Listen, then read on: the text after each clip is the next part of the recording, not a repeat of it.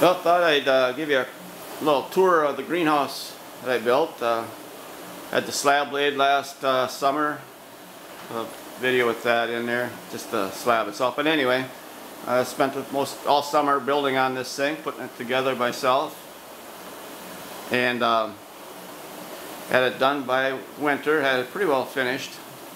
Got a heater in there. This is a hot dog. It's 45,000 BTU heater, gas. Keeps it fairly warm in here in the winter time. I had it set for around 60 degrees. Had a few things growing, but they were going pretty slow. And this is the one I bought from Greenhouse Megastore. It's 18 feet by 18 feet square. Put her on a slab, concrete slab, and got the slab insulated underneath. A little bit of work to do on it yet. It gets quite warm in here now with the sun coming up. It's about 35 degrees outside, and I think it's about 80 in here right now. Even when it was 10 degrees outside, if I got some sunshine, it was getting up around 70 in here during the winter time. Two vents. I got to put two vents, inlet vents in the back wall here is where I'm going to put it. That's to the north. And then I got two fans that exhaust fans. We'll put them somewhere here. I haven't quite figured it out yet. We'll have to put them in this wall, suck the air out. I have a cover coming for it. It's the aluminized reflective covering. Put it over the roof to help keep the heat moderated in here. Anyway, that's that for that. I got the fans. I got some ventilation fans in here. Actually, they're just kind of rotate the air around. I got them shut off now. There's one up in there, and we got one over on this side. And the idea here is you got one blowing from this end, and we got one blowing from that end, and it should circulate the air around here. And it seems to do a pretty good job. System I got here, now I've got these tomatoes growing. I've had these growing since, I believe, in December sometime. Got them going, and then finally got them out here. And I've got Beto buckets, otherwise known as Dutch buckets. Got a little reflective bubble wrap on the side here. That one gets pretty warm when the sun is shining in. And this setup, I built this setup here. And we'll take a little closer look at these Dutch buckets. Talk about them a little bit. Bring my camera down.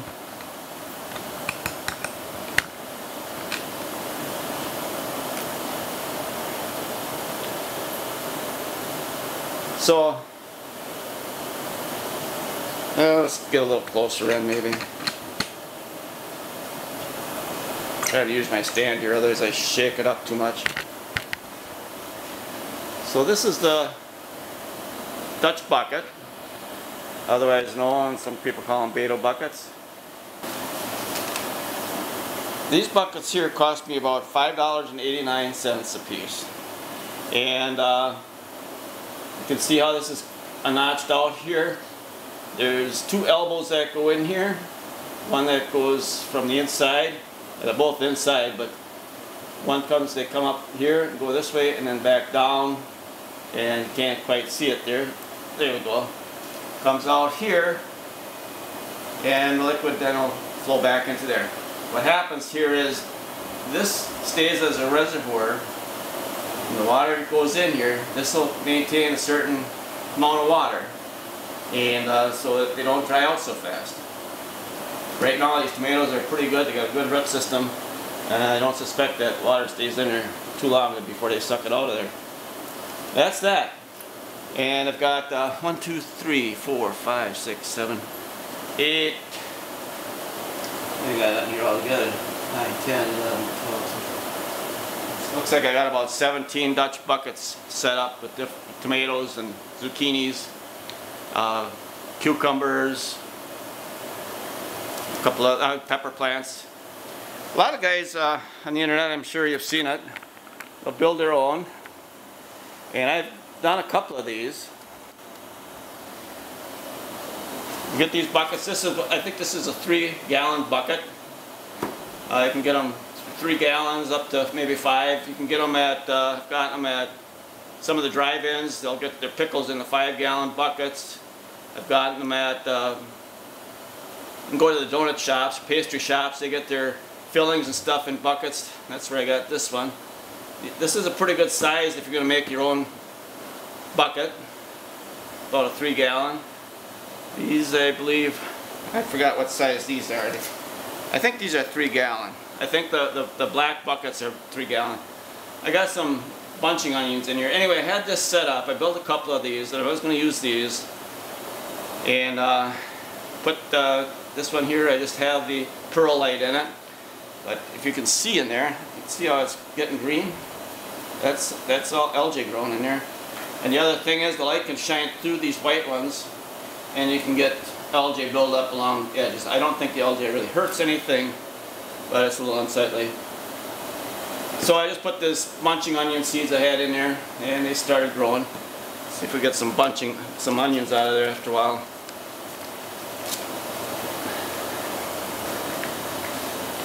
I thought that what I liked about these other buckets, they're all uniform. They only cost $5.89 plus 40 cents a piece for the elbows, 2 elbows per thing, so that's 80 cents for the elbows. So it's still under $7 a piece. No messing around. Put them together. They're all nice and even, look good. And go all the way down there. These buckets here, you can usually get them sometimes free. They'll give them to you for free, or you might want a buck and a half for them, which isn't too bad. But you still have to buy your PVC elbows. You gotta have 2 elbows in there, and you gotta have some PVC pipe. You have to have a grommet that they fit through there, and plus your time drilling holes and putting things together and that. So you could probably build one of these. I didn't figure out the cost, but you could probably build that for $3 if you had to buy everything. Maybe less if you got the buckets for free. But anyway, this just suited me better for the greenhouse. The greenhouse is only 18 by 18. That's fairly good size, but it's not like one of the big hoop houses some of the guys build. Tomatoes. I've got 2 different varieties growing here. 4 big beef. Pretty popular tomato for this. Made popular pretty much by Wis.Gardener. Look him up on the YouTube. He's got a lot of information on doing this kind of things. The other tomato I have is Lola, and that is a one bred for greenhouses. The big beef aren't specifically bred for greenhouse growth, but they do real well. And take a little closer look here. I'll show you how fast these grow. If I can get her in there, okay. Make it a little shaky here. I'm going to take the camera off and move it over there. So on the 5th, this month, March, I marked the top of the tomato plant. And that was the 5th of March. Now today, 24th, they're up that high, and they're about 22 inches tall. They've grown 22 inches, so that's a little over an inch a day that the tomato plants have been growing, which I think is pretty good. Tomatoes on here are looking really good. Coming along good. One of these days they should start turning red. A lot of blossoms coming on. It's getting a little warm in here now. I'm going to have to open up some windows, a window on the door. Here's another big beef. This one had a little bit of a problem here. I think in the earlier, when these were first starting, it was colder in here. My water reservoir is next to the wall, and I think the water was a little too cold, and it did not have proper calcium uptake. I think that's what happened. But as you can see now, the tomatoes are coming on. They're looking pretty good. Oh, there's a little bit more. Most of them are looking really good. The big beef. And here we have the Lola. This is bred for greenhouse. Tomatoes look really good on there. They're not getting as many tomatoes on as the big beef are. But it's got more coming. And I have 2 of these. One of these I grafted onto a Maxifort rootstock. This isn't the one, but notice how we got good tomato set. The plant looks pretty healthy. It's growing up good. And we'll go over to the other side and we'll check on the other Lola.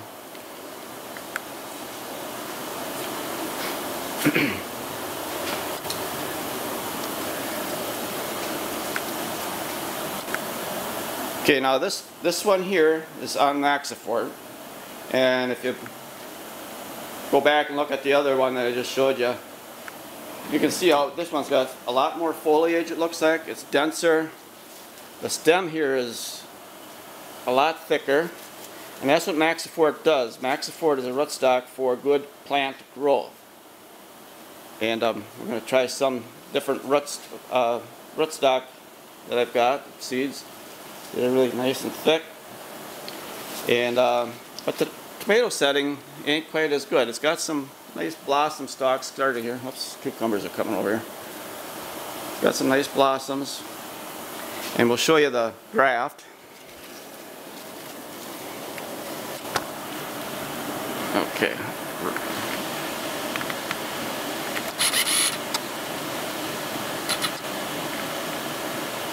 Just focus that in a little bit. And there's the graft, bottom part, that's the Maxifort, it's grafted on. And it was a little bit slow starting once I did that. The other plants were taken off, but this one seems to have caught up pretty good as far as growth goes. It does have some nice tomatoes starting here. Really anxious to have them start turning red. So those are the tomatoes. We'll take a look at the zucchinis here. And this particular one is called Parthenon. And it's a parthenocarpic plant. That means that we do not have to have a pollinator. It'll grow fruit. And look at the size of this. This thing's just like a regular zucchini. Once they get going, they go pretty quick. There's a nice sized zucchini on here already. It's about the size I like them. And it's probably seedless. The seedless seeds that are in it are not formed. They'll be like seedless watermelons. There's usually little white seeds in there, but they don't form up. I'm just about ready to pick that one, I think. Those are the zucchinis. I've got 3 of these growing here. There's some more zucchinis. Let's get some on there. I think these plant leaves, I probably noticed this on here while I was going through here. I think this is from the heat and the fans blowing in there. I had a problem with some insects on some other plants, but I haven't seen them on these. I had some spider mites on some house plants I had growing in here. I sprayed those up good, but let's see. But I don't see them on these. So I'm hoping them are okay. Here is the cucumber. And this cucumber's name is Manny. And it's also parthenocarpic. In other words, it'll form the flowers, but they don't need to be pollinated. Some nice cucumbers starting on here. And it's kind of nice to see those nice pretty yellow flowers. And they're going right to town. These things are really growing quite fast also. We got 3 of these going. A little cucumber growing in there. We'll be able to pick cucumbers one of these days. And these are all taking a lot of water. Everything is just taking a lot of water. We'll go around and I'll show you what I've got set up for the reservoir. Got 4 pepper plants growing in my Dutch buckets. I have 2 Keystone, that's the name of them. It's a bell pepper, green to red. This one's getting some nice flowers on it. It takes these peppers a long time to get going. Once they get going, they do pretty well. We've got a little pepper on there. Peppers are similar to tomatoes. They should be able to pollinate themselves. But what I've been doing is coming in here. I got this toothbrush here that nobody uses. Don't really like these electric things. But it vibrates. It's kind of a vibrating thing. And you can just go in there and vibrate those flowers. I don't see no bumblebees outside yet, so otherwise I drag a few of them in here and let them fly around. Anyway, we'll do that once in a while. There's 1 Keystone, that's doing good. Here's my other Keystone. It's doing really good. These here poor sad looking things here, these are radishes. I had some radish seed I just stuck in there. And I think it's just getting too hot for them. Here's my jalapeno. And I got a little story to tell about that one. This is a jalapeno. And see any buds on it yet, I guess. Oh, maybe starting. Saved some seeds a few years ago out of a jalapeno. I planted them the following year.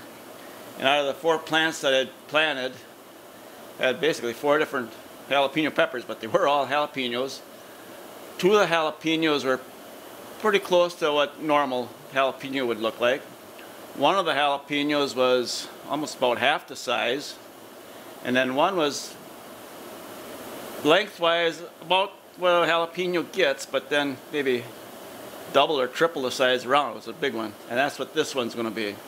And I like to name it jalapeno grande, just so I have a name for it. And they're really good. I like to let them, most peppers I like to let them get red. Jalapenos, I really like them when they get red. The flavor is so much better than green. Got a little pepper plant back here, and that's seed from, you go in the grocery store, you get these little packets, and there'll be multicolored peppers. It's usually red, yellow, and orange in there, and they're small, about the size of a jalapeno, maybe even smaller. But anyway, that's what that was from. And at the time I saved those seeds, I couldn't find them in the seed catalog anywhere. They seem to come back pretty true. So, got that planted. Okay, water. What do I do for water on this thing?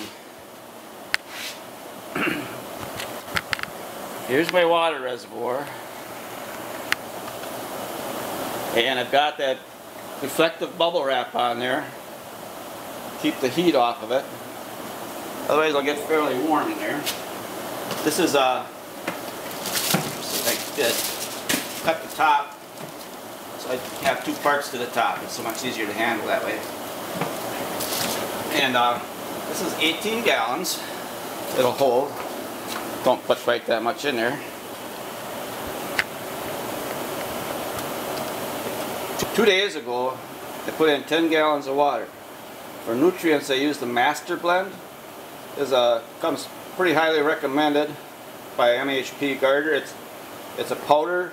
It's relatively cheap. It's good. I mix. There's 3 parts to it. You have the Master Blend fertilizer itself, and then you also mix in calcium nitrate, and then Epsom salts, magnesium sulfate.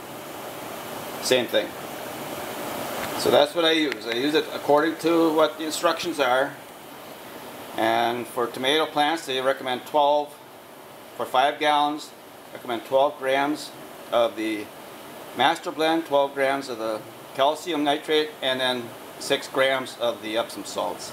That's how I've been mixing it. So 2 days ago, 10 gallons was right up to, right about where that line is. So you can see this must be using about 5 gallons a day on these plants. I have this timer set up to go 4 times a day. The plants were smaller. I had it set up for 2 times a day. Once in the morning for 15 minutes and then once in the evening for 15 minutes. Now it's set up during the day, once in the morning, once at noon, and once again around 7 o'clock in the evening. 15 minutes each. And then about 1 o'clock in the morning I got it set to go about 10 minutes, just to make sure that the plants are getting plenty of nutrient. So that's it. I'm gonna have to. I got some water mixed up. I use RO water right now. We've got an RO water maker in the house, and we make about 35 gallons a day. So I don't know how long I'm gonna be able to be doing that. But that's what I've been using, RO water, mixing my nutrients in there. And the nice thing about the RO water is it's almost as good as distilled. It does show a little bit of parts per million. I think I get about 4 parts per million in my RO. So RO water, might be having to switch to city water sometime this summer. We'll see. Hopefully not. So I think we'll end this video right now and make it at that. And then I'm going to do a second video here and show you what else we got going on in the greenhouse.